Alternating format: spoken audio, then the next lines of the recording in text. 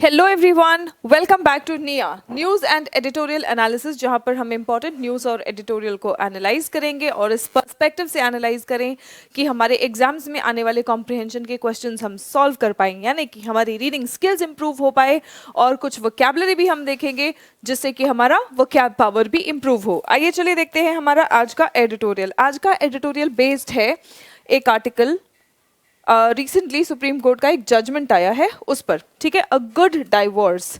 Now divorce, क्या divorce अच्छा हो सकता है? यहाँ पे अ गुड डिवोर्स कह रहे हैं तो इसका क्या मतलब हो सकता है? On the Supreme Court of India's ruling.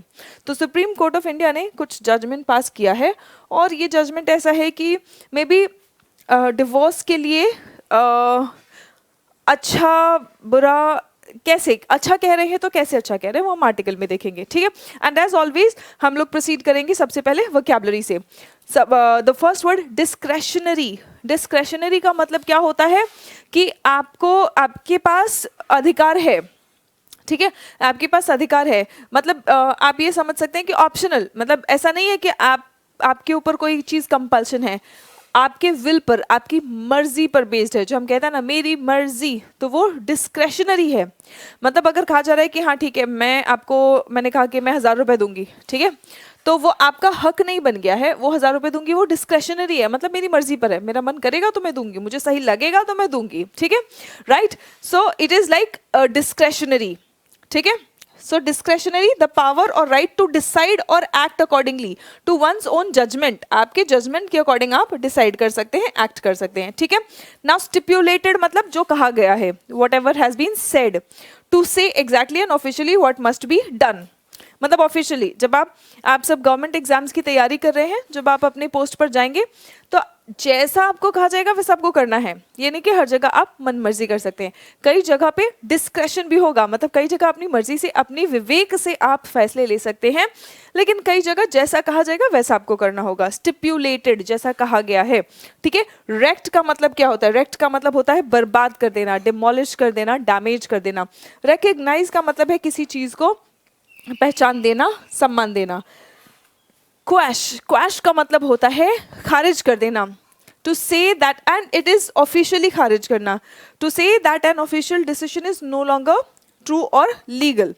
जब कोई भी ऑफिशियल डिसीजन ट्रू या लीगल नहीं है, यानी कि उसको खारिज कर दिया गया, तो हम उसको क्वैश कर सकते हैं।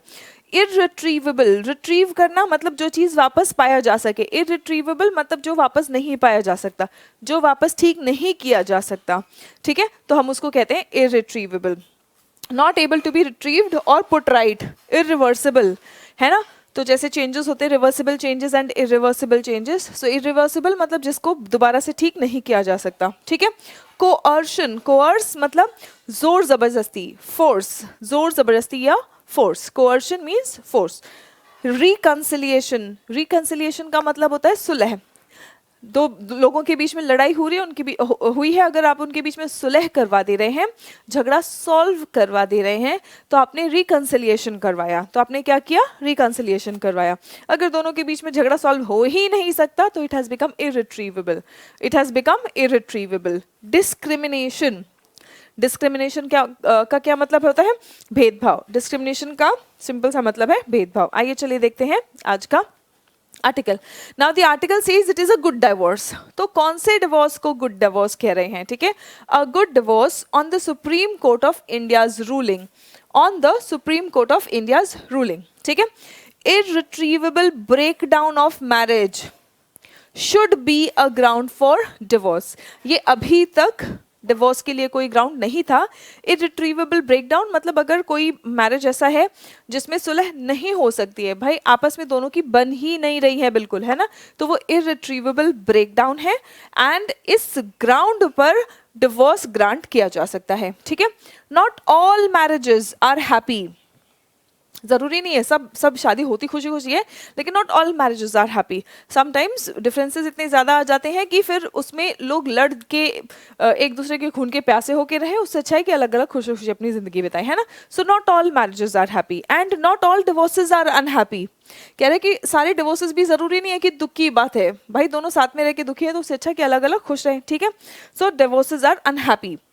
For those who want to opt out, opt out मतलब जो बाहर निकलना चाह रहे हैं, of a bad marriage, Monday's Supreme Court ruling on divorce will be seen as a good move. Monday को सुप्रीम कोर्ट ने एक रूलिंग दिया है डिवोर्स पे, जो एक सही कदम, अच्छा कदम माना जाएगा। Learning on the guiding spirit of article 142 of the constitution, है ना, article 142 clause 1 of the constitution, इसके गाइडिंग स्पिरिट पर, इसका जो मूल है उस पर आधारित ये फैसला लिया गया है। टू डू कंप्लीट जस्टिस मतलब पूरी तरीके से जस्टिस करना है, to do complete justice on any cause और मैटर, चाहे कोई भी मुद्दा हो, पूरी तरीके से न्याय होना चाहिए। A constitution bench said it could use this extraordinary discretionary power to grant divorce to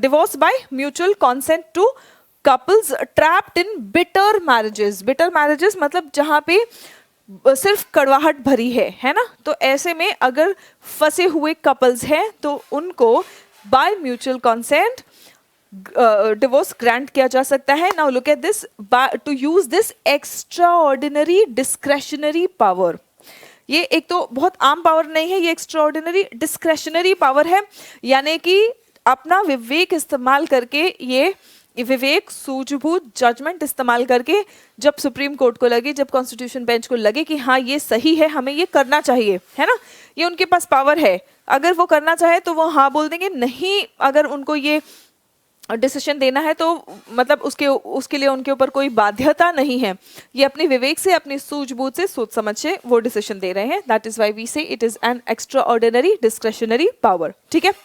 it also aims to spare couples the agony का मतलब होता है दर्द, पीड़ा, मिजरी, दुख of waiting 6 to 18 months for a local court to annul मतलब end करना।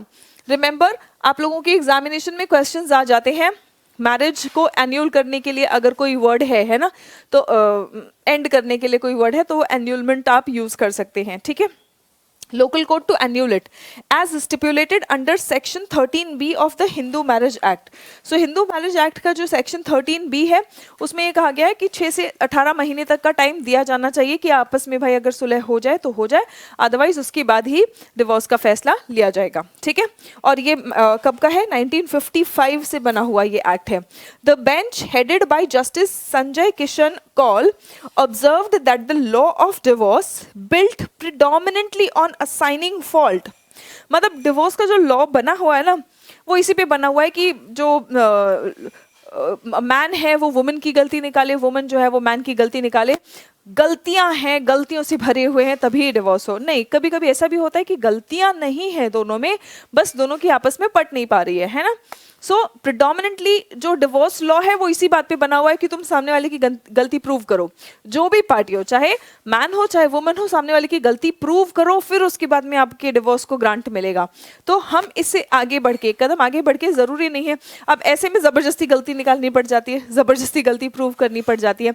तो इसीलिए ये फैसला लिया गया है कॉन्स्टिट्यूशन बेंच द्वारा कि भाई ज़रूरी नहीं है कि हमें गलतियां खोजने की या निकालने की ज़रूरत है, हम ऐसे भी कर सकते हैं कि कई बार होता है, हम इस चीज़ को एक्सेप्ट करें, स्वीकार करें कि गलतियां नहीं है, दोनों अपने अपनी जगह पे ठीक है, बस दोनों की आपस में नहीं बन रही है, दोनों आपस में कंपैटिबल नहीं है, ठीक है। On assigning fault fails to serve broken marriages, जब जहाँ पे two people they come together and they are not able to stay together, then it is a broken marriage, there is no point of the marriage, right?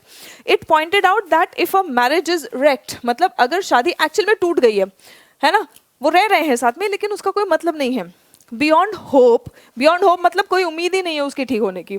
Public interest lies in recognising this fact, public interest, सबकी भलाई, सबकी अच्छाई इसी में है कि हम इस चीज़ को एक्सेप्ट कर ले कि अब चीज़ें ठीक नहीं हो सकती है। Not upholding a married status regardless, ठीक है। और फिर भी आप जैसे होता है ना कि लोग रह रहे हैं और वो मैरिड जैसा तो रह ही नहीं रहे, लेकिन फिर भी मैरिड वाला स्टेटस, मैरिड का झंडा लेके घूम रहे हैं, ठीक है। इट्स व्हाटएवर, दोनों केसेस में ये पॉसिबल है, ठीक है। तो ऐसा ही कुछ सोच के सुप्रीम कोर्ट ने ये जजमेंट दिया है। The court said it could use article 142 to quash pending criminal और legal proceedings, be it over domestic violence और डाउरी। कई बार ऐसे भी होता है, आपको पता ही है, लड़कियां फेक केसेस करने लग जाती है डोमेस्टिक वायलेंस की। I am not saying domestic violence नहीं होता है, बहुत ज़्यादा होता है। मैंने खुद बहुत ज़्यादा अपने घर के मेड्स आसपास बहुत ज़्यादा विटनेस किया है ये। जो हमारे स्टाफ वगैरह हैं, हमने बहुत ज़्यादा देखा है, बहुत ज़्यादा प्रिडोमिनेंट है। और लेकिन कुछ लोग वुमेन के प्रोटेक्शन के लिए बहुत सारे लॉज भी बने हुए, लेकिन बहुत सारे ऐसे भी लोग होते हैं जो इसका मिसयूज़ करते हैं और सीधे साधे आदमियों को फंसाने की कोशिश करते हैं, ठीक है।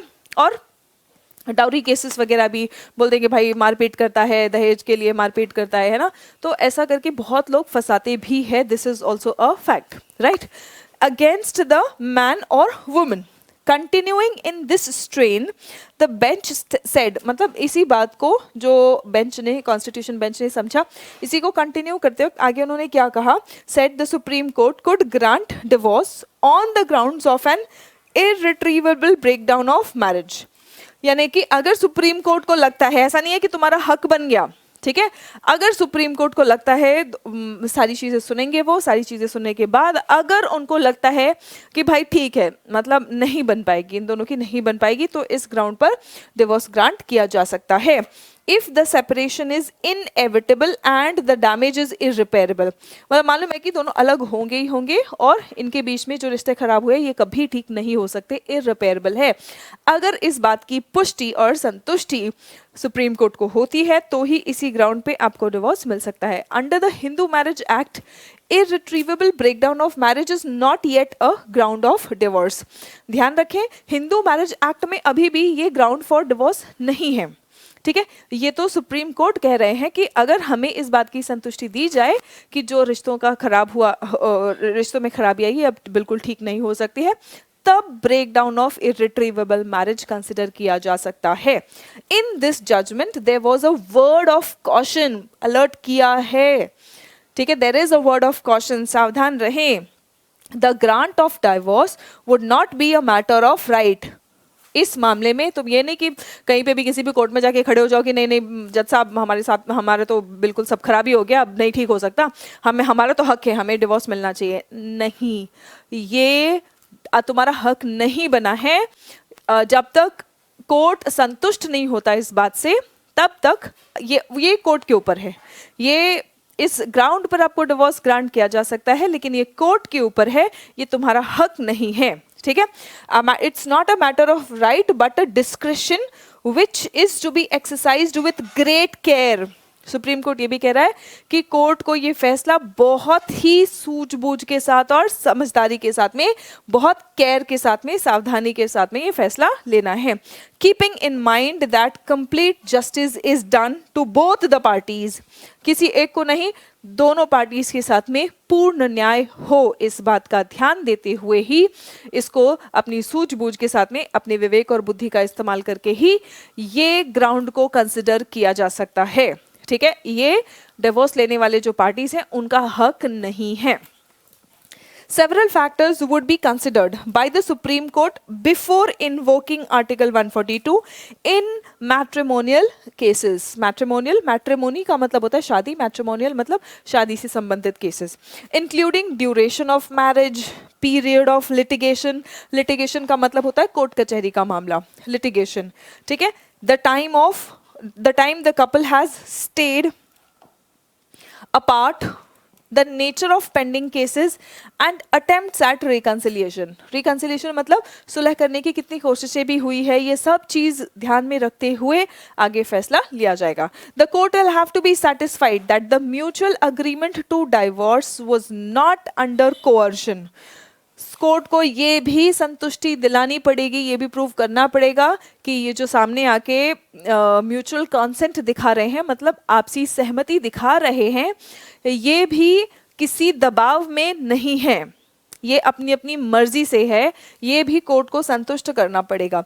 इन India while divorcees have doubled in number over the past 2 decades, पिछले 2 डेकेड्स में, 2 दशकों में, यानी पिछले 20 साल में डाइवोर्स के केसेस डबल हुए हैं इंडिया में. The incidence of divorce is still at 1.1% with those in urban areas making up the largest proportion. जो अर्बन एरियाज में है उनका रजिस्टर्ड डिवोर्सेस है, लेकिन अगर आप रूरल एरियाज में जाएंगे तो वहाँ पे कोर्ट में जाके एक्चुअल में रजिस्टर्ड डिवोर्सेस नहीं किया, लेकिन लोग अलग अलग रह रहे हैं. ठीक है, but the divorce numbers do not tell the whole story. There are many women particularly among the poor who are abandoned और डिजर्टेड. खासकर ये ज़्यादा कहाँ हुआ है, जो पुअर पीपल हैं उनमें ये होता है कि वुमेन को अबैंडन कर दिया जाता है, त्याग दिया जाता है, डिजर्ट कर दिया जाता है, उनको प्रॉपर्ली डिवोर्स भी नहीं दिया गया है. ठीक है, census 2011 revealed that the population which is separated is almost triple the divorce number. मतलब डिवोर्स की जो नंबर्स है उसका ट्रिपल नंबर ये है कि उन्होंने कानूनी तौर से डिवोर्स नहीं लिया लेकिन सेपरेटेड है, अलग है. ठीक है, मतलब शादी जैसा कुछ है नहीं, सब अलग अलग रह रहे हैं. Is almost triple the divorce number in a country which is largely poor. India में ज़्यादातर लोग पुअर ही हैं. Where gender discrimination is rife. Rife का मतलब होता है कॉमन. जहाँ पे जेंडर डिस्क्रिमिनेशन बहुत ज़्यादा हो रहा है, बहुत कॉमन है कि अरे आज भी बहुत सारे घरों में ऐसा होता है कि बेटा पैदा होता है तो खुशी की बात होती है और बेटी पैदा होती है तो दुख की बात होती है. और ख़ासकर जो गरीब परिवार है वहाँ पे तो बहुत ज़्यादा इस बात का बर्डन आ जाता है. बेटी के पैदा होते ही उसकी शादी का टेंशन होने लगता है, पढ़ाई लिखाई का नहीं, आज भी उसकी शादी का टेंशन ज़्यादा होता है. सो जेंडर डिस्क्रिमिनेशन आज भी बहुत ज़्यादा कॉमन है. राइफ का मतलब होता है बहुत ज़्यादा होना, कॉमन होना. And many women are still not financially independent. अभी भी बहुत सारी वुमेन फाइनेंशियली इंडिपेंडेंट नहीं है. The courts stress on care and caution and not to rush into a quick divorce must be welcomed. कहा जा रहा है कि कोर्ट ने ये फैसला लिया तो है और इसके साथ साथ में केयर और कॉशन पर भी पूरा जोर दिया है और ये बात सराहनीय है. This must be welcomed. मतलब बहुत ही सोच समझ के, सूझबूझ के साथ में हमारे माननीय सुप्रीम कोर्ट ने ये फैसला लिया है. After all marriage equality is not a reality for all. आखिरकार मैरिज की जो इक्वालिटी होती है ये सब के लिए रियलिटी नहीं है. तो बहुत ही अच्छा सा आर्टिकल, बहुत ही बढ़िया सा आर्टिकल. हर आर्टिकल में आप लोगों को कोशिश यही करना है कि जो भी आर्टिकल में लिखा गया है उसको आप समझने की कोशिश करें, आपको चीज़ें समझ आए, उसमें से नई वोकैबुलरी सीखने की कोशिश करें. Remember, you must be reading articles for primarily 2 things, improving your reading skills and also improving your vocabulary. Thirdly, editorial पढ़ रहे हो, एडिटोरियल बेस्ड होता है करंट इश्यूज पर, तो ऑब्वियसली करंट इश्यूज का भी आपका नॉलेज बढ़ता ही है साथ साथ. Right students, so that's all for today. See you in the next session. तब तक अपना ख्याल रखें, स्वस्थ रहें, मस्त रहें. जय हिंद एवरीवन.